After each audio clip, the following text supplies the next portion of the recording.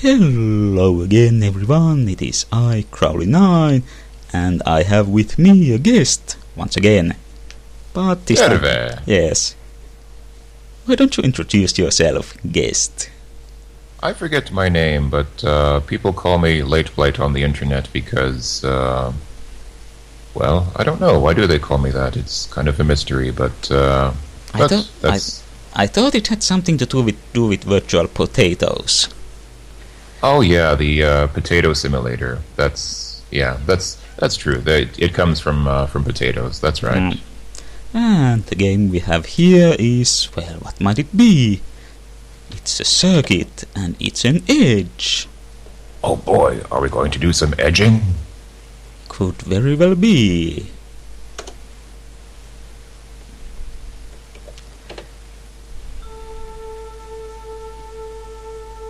It is an Infocom game. They did do some, well, at least semi-graphical stuff as well. And Westwood. Before anyone... They also made good games. Yeah. Especially before anyone had even heard of Command & Conquer. I was going to say, it's kind of unfortunate people just know them for Command & Conquer, but they actually made a lot of other good games as well. Yeah, and this is Circuit Edge, based on When Gravity Fails by George Alec Effinger. No idea if I pronounced that right, but... I believe he's passed away anyhow, so I don't think he will complain. Yes. And as fits the theme with my esteemed co-commentator, this is a cyberpunk game. Yes, cyberpunk. And as usual for cyberpunk games, the United States is not really a leading world superpower. In this case, the focus is in the Islamic world. I have actually read I think it was on your recommendation, I actually read When Gravity Fails, by the way, so I may actually remember some of the details from the book. Yes, you have mentioned reading it before, so I would imagine you actually did. Okay. I don't remember if I mentioned actually reading it before, but okay, yeah, it is quite a Islamic themed kind of game in some places. Yeah, and I hear another place where Effinger draw inspiration for it was sort of the, how would I say it, the stranger side of New Orleans. Yeah, that's true. It was, this game is sort of a fusion of New Orleans culture with kind of the lesser known parts of Islamic culture. Are we supposed to be reading these character introductions? No, I'm sure other people viewing can read them themselves. One fancy thing about, or rather fascinating thing about this setting is that women who were formerly men are quite common.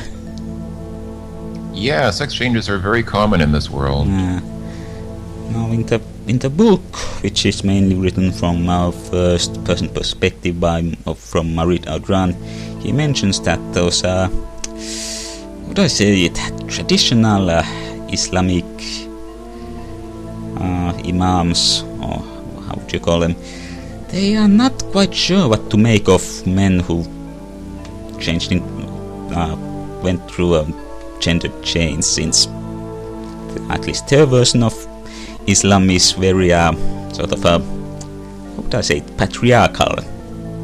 Yeah, and I don't think that they really had. I think when Islam was first formed, they didn't really have the technology to make quite convincing sex changes. Yes. But now the opening is looping, so let's press a button and get started. And here is our somewhat shaggy protagonist, once again.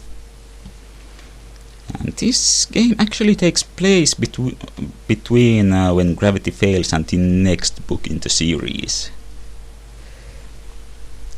Oh, that's right. I was going to say, because in the intro it mentioned that Marid's former girlfriend had grown more distant from him, and I was going to say that I don't recall that being in the first book, but that's right. It was, the books were actually a trilogy. Yeah. And that's right. Okay. Well, not going much into what actually happens in the book. Suffice to say, by the end of it, Marit has managed to alienate pretty much all of his old friends. That's true. He was sort of he did kind of anger a few people, although I think unfairly so, because I think he was just doing what he thought was right. But well, I guess everyone does that. Everyone does what they think is right. But that doesn't factor a whole lot into this. Let's see. We have a trashy home, and drinking and drugs. Marit likes that stuff quite a bit too much probably. Make a mental note to stop the drinking and drugs. Yeah, that I think mental notes are not really what's required in that case. Yeah. Let's see. We can set again. Yeah. Only one save slot, and this game does the sort of, how do I say it, Grand Theft Auto thing where you can only save at your home. Yeah, which is quite annoying. I don't like it when games don't let you save wherever you want. But I think it. No, it's. I think it's a good compromise between how do I say it, auto saves and saving wherever you want. And that is Marit's belt phone ringing. So let's answer that. Let's see if I could do a somewhat convincing. Arabic or something said, Marhaba Mari. Hey, you don't sound so good. I didn't wake you up, did I? Anyway, you're going to be dropping by the Café de La Fille Blanche today, aren't you? Fuad is supposed to be there with a package for me. You wouldn't mind picking it up for me, would you? Thanks, I appreciate it. Give me a call when you get it. My new comcode is blah blah blah. I'd pick it up myself, but something came up. You know what they say. Business is business. Right. The game, like the books, does have a lot of loan words from Arabic and of course a lot of Arabic character names, so we're probably going to mispronounce a lot of those. Yeah. And yeah, the one thing I think it what? I just like that bit of atmosphere. Just something says you hear a woman shouting at her husband. I'd say this game is good for atmosphere, and another thing it gets done well, I think, is Marit's internal narration. His internal dialogue, yeah. It's I'd say he's, at least from reading the first book, I'd say he's a fairly fascinating character. And let me see about the map. I mean, he's no, I don't really know why the top row of that corner map is black. Oh well. Is it because we haven't been there yet? Or? Oh, that's why it is. It displays the street there. Oh, you're right. I'm sorry. No, it's we're actually right next to the cafe. And no, Marit comes across sort of a guy who, how would I say it, doesn't want to admit to himself what a softy he is sometimes. Yeah, I think he's sort of that classical character who tries to sort of come off as amoral and sort of selfish and nihilistic, but in reality he'll do what he believes is right when confronted with a morally challenging situation.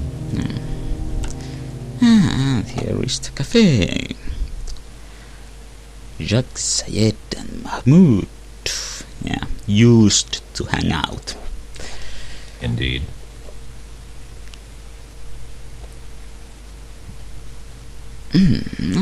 There is a very quick way, kind of jumping ahead, but there is a very quick way to alienate everyone in the whole city. I don't know if you remember that. Okay, we can talk about that later. No, but I just remembered we have a wristwatch which we can... okay. Can use... let's see... Okay, well, looking mainly... mainly is important for seeing what items are lying around and, well, investigating things at set points, but... Let's see, I believe... Oh, Gargotier. Yes. He is not famous for his sense of humor. Can I help you? And you can... usually you can, well... ask people about specific things. Well, if they are selling something you can buy, and you can, well, either compliment or insult them. Yeah, it's funny. The second option there is kind of random, but I don't think that it really impacts anything. If you insult them or compliment them, they just kind of... At worst, they might stop talking to you for a minute, but then you can just come back and talk to them again. It does change their expression slightly. It does. Yeah. That's true. That is true. Oh. And now he's smiling. Yeah. And now he just stopped talking. And now he's if you make them angry, they'll stop talking to you, but usually you can get them to talk to you again. Yeah, and now he's frowning.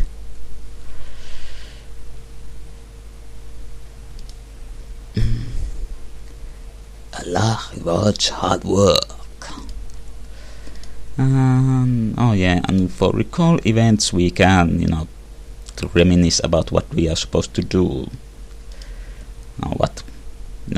Plot important things we have come across. Right, sort of the equivalent of your mission objectives if you can't remember what you're supposed to be doing. Yeah, one bit annoying thing is that this records quite a bit and you just have to scroll through it all. There's no way to sort of look up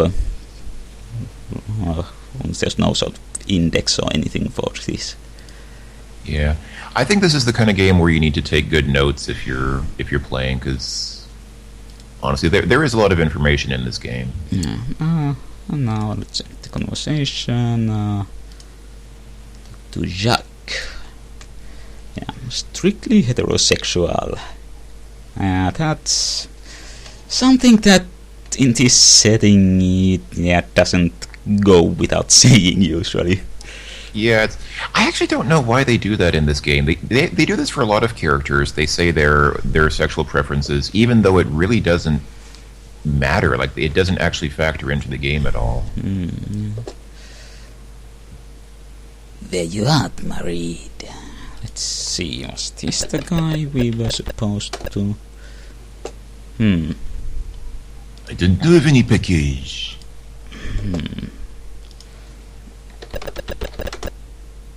He probably does not know about the package either. No, he does not. Okay, now this is going well. I've already forgotten.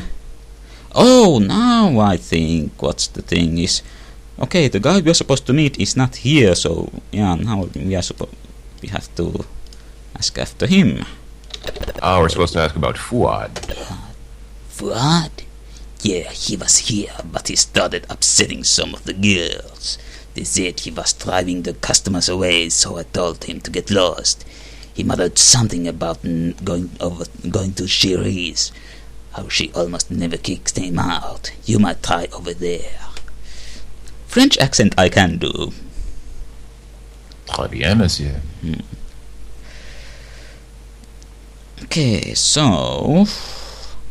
Now we shall go to Cherise and think of it. Do we have... Aha! Excellent. Oh! Yeah, we have a chip rack. There are two kind of chips. There are this sort of... How do I say it? These small chips which do a little something in this case. show your readout of your vital statistics. Then there are sort of a personality modification chips, which you can only have one at a time, which go here. Yeah, the book, the game, like the book, calls them moddies and daddies. Yeah, moddies is all obviously from modification or something like that. I don't remember what daddies come from. I think it's like a play on add-on, like it adds on skills to your, it adds skills to your character, basically. Right. And by the way, we can talk to random people on the street, but not usually much going on with those. There's beggars, Arab man. Well, one kind of person you can find on the street which can be useful is a black market dealer. I don't see any around. Oh well. Okay, House of Snakes and Chirigas. Crowley is playing with a map, by the way, which is very useful for this game. Yeah. And by the way, well, I'll get back to that when we're outside and I'll show the map.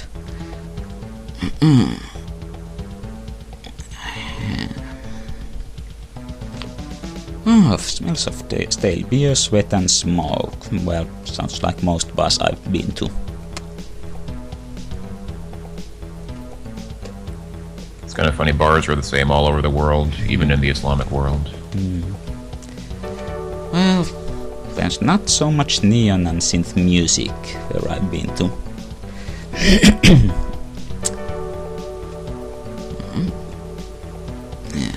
Okay, let's see. Ooh, there's quite a bit of people here.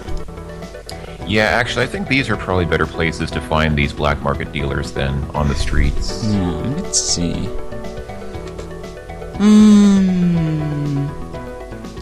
Yeah. Let's see. Okay. Let's see. Okay.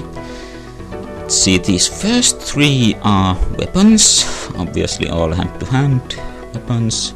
The Phantom is a moddy, which I believe gives you a sort of cat burglar personality. Or maybe it's a daddy. I think it's a moddy.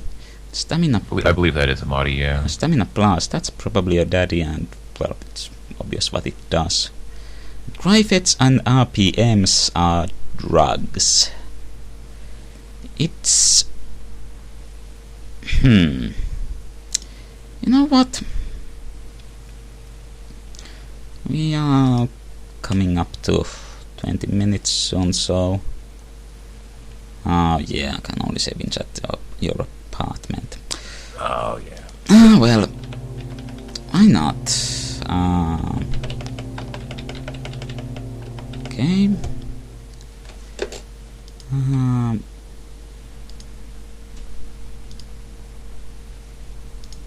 Well, we accomplished a lot in these 20 minutes. We found out where for what is.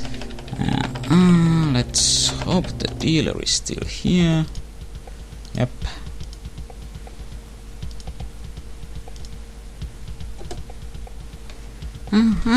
Also, yeah. Awesome. Little blue triangles. Ooh, little energy. Ooh. Ooh. Let's mix drugs. I'm sure that's a good idea. That's always a good idea, yes, exactly. Yeah. Just ask John Belushi. Yeah.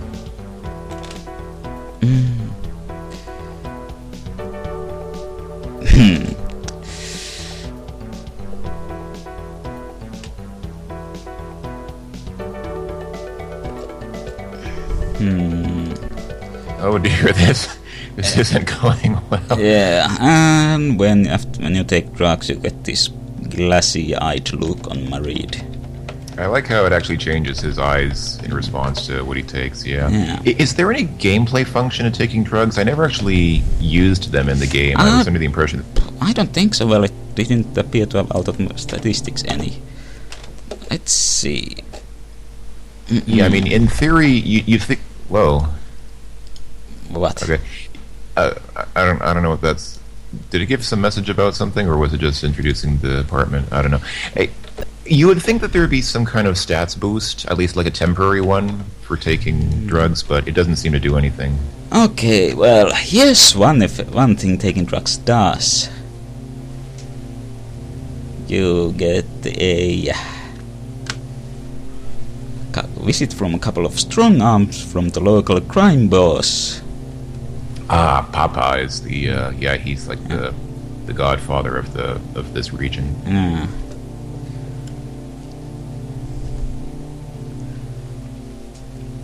Yeah, and he's quite concerned for Marit's well-being, so he's going to apply some negative reinforcement.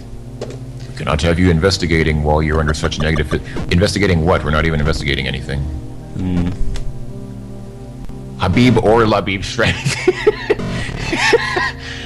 I like how it says, what one or the other strikes you. Yeah. And... well, up.